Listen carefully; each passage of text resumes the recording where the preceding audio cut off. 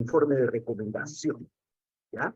Estos ejemplos que vamos a proporcionar les va a ayudar muchísimo respecto a la construcción del mismo, ¿ya? Entonces, vamos a recordar, sobre todo, aspectos fundamentales de este documento administrativo, ¿sí? Como tú sabrás, el informe de recomendación tiene una función, o dos funciones primordiales, ¿verdad?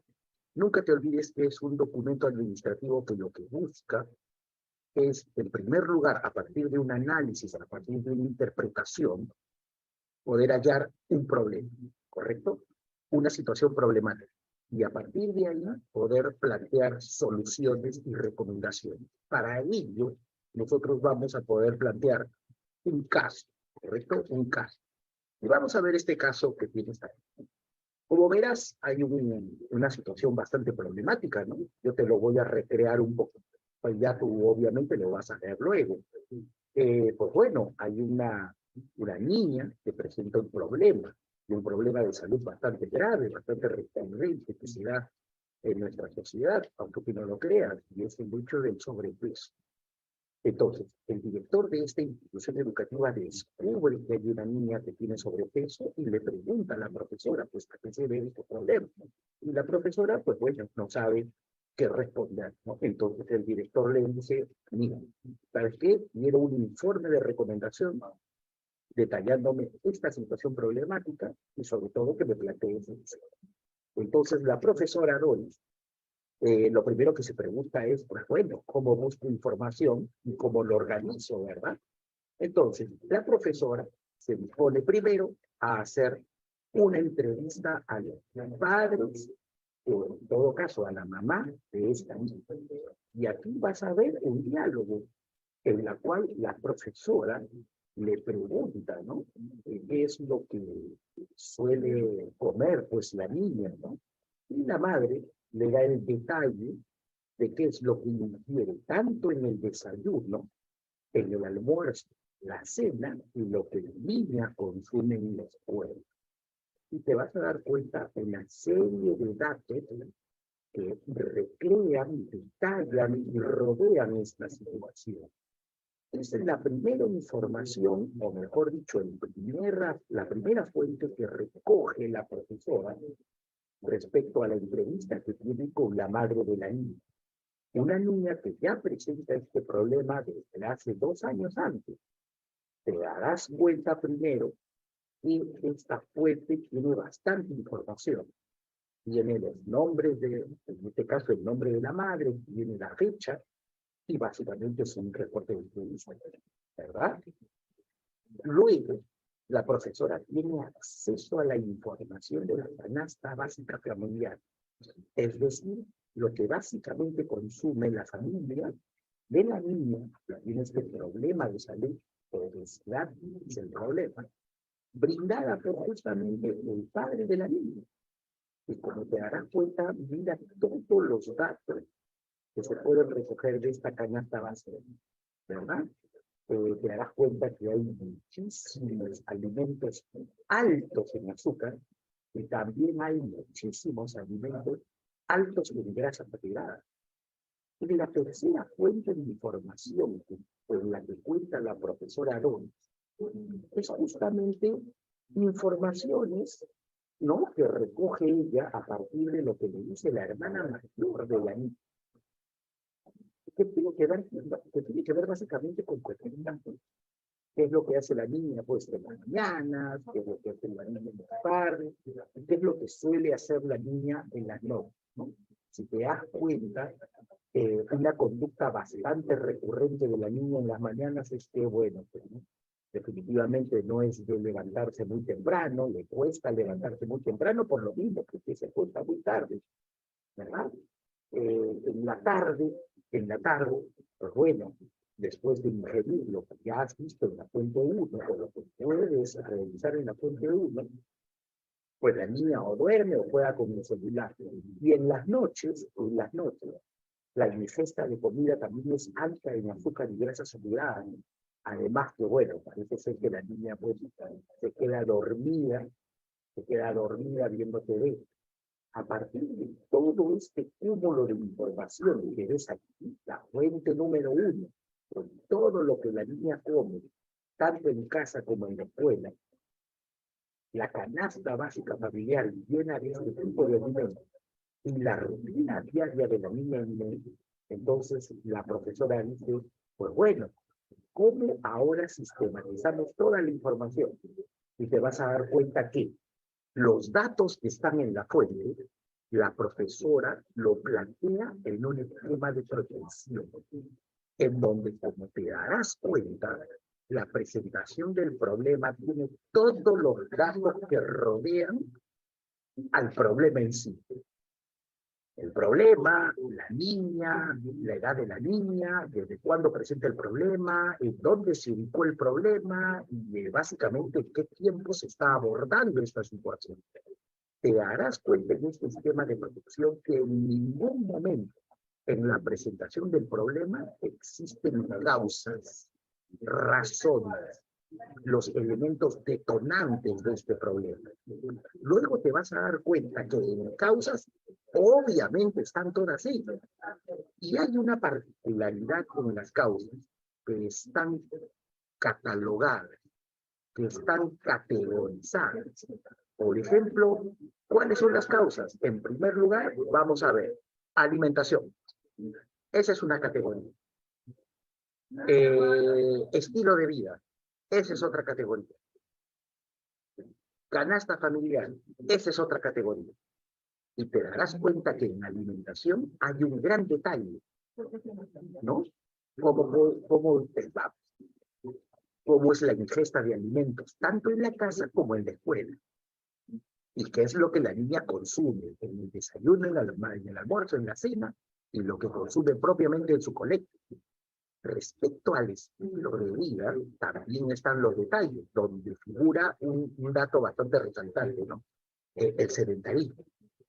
En la canasta familiar también hay dos datos muy importantes, ¿no? Los alimentos altos en azúcares y los alimentos altos en grasa saturada. A partir de enfocarme en el problema y analizar todas las causas, entonces yo llego a una conclusión. ¿Qué hace que la niña tenga este problema de salud a partir de los elementos que estás observando aquí? Pues definitivamente la profesora Doris ha llegado a la siguiente conclusión, que el problema se debe básicamente a dos factores fundamentales, a los padres y a la escuela. Entonces, el origen, el meollo del asunto, el origen del problema de la niña que presenta este problema de salud, que es obesidad, proviene netamente de los padres y de la escuela. ¿Y los padres por qué? Porque le proveen este tipo de alimentación que no es nada saludable. Y la escuela también es, de alguna manera, el origen del problema. Porque si tú te das cuenta, la escuela vende cierto tipo de alimentos pues, que no son saludables para los escolares. Entonces, una vez detectado el problema, o mejor dicho, el origen del problema, entonces lo más probable es que estas sean las consecuencias, ¿verdad? Enfermedades cardíacas, diabetes, ansiedad, depresión, baja autoestima y de repente, pues obviamente, la muerte de la niña. Entonces, una vez llegado a esta conclusión, un paréntesis, si te das cuenta, determinar que el origen del problema son los padres o la escuela, es producto de una interpretación, producto de una injerencia.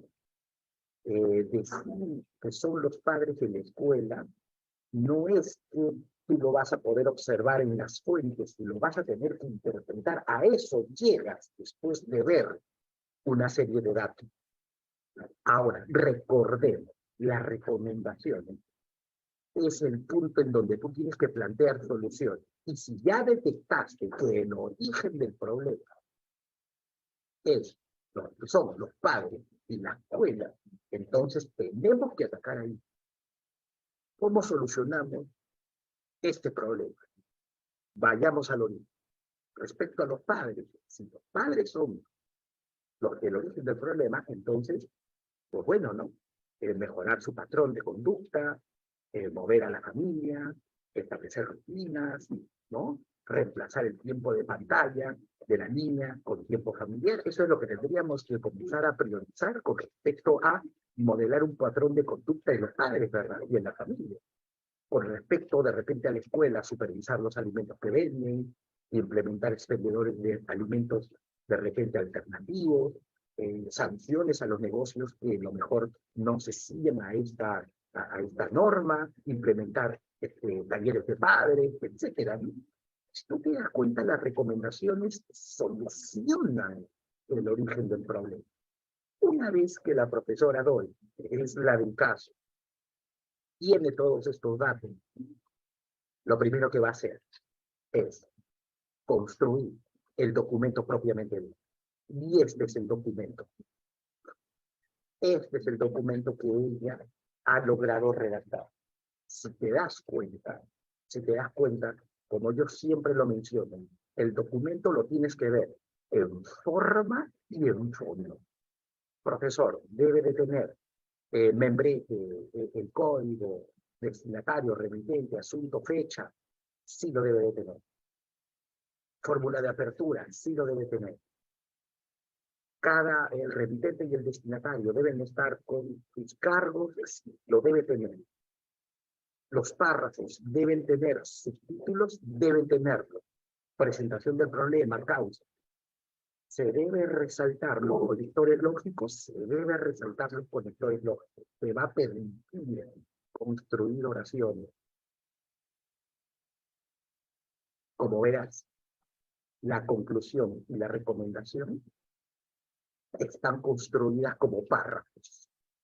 Eso te va a ayudar mucho para que tu redacción sea lo más pertinente. Mira la recomendación, cómo está construido como párrafo. Pequeños párrafos, pequeños párrafos. Tiene que haber la fórmula de cierre, la despedida, la firma y posfirma, tiene que haber la firma y posfirma. Tiene que existir anexos, tiene que existir anexos. Recuerda que los anexos son documentos mencionados que respaldan las recomendaciones, respaldan las soluciones. ¿Correcto?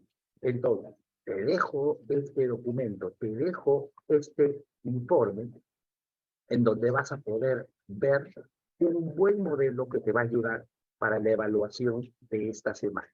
Entonces, mis estimados, para concluir, no te vayas a olvidar el documento. El documento debe tener estos 4 elementos fundamentales en su interior.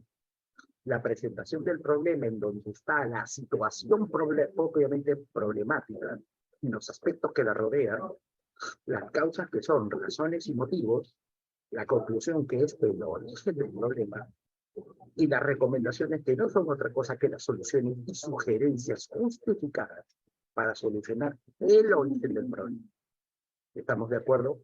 Entonces, jovencitos, les dejo esta información que yo creo que va a ser de mucha utilidad para ustedes y como siempre, que tu salud y la salud de tu familia sea la mejor.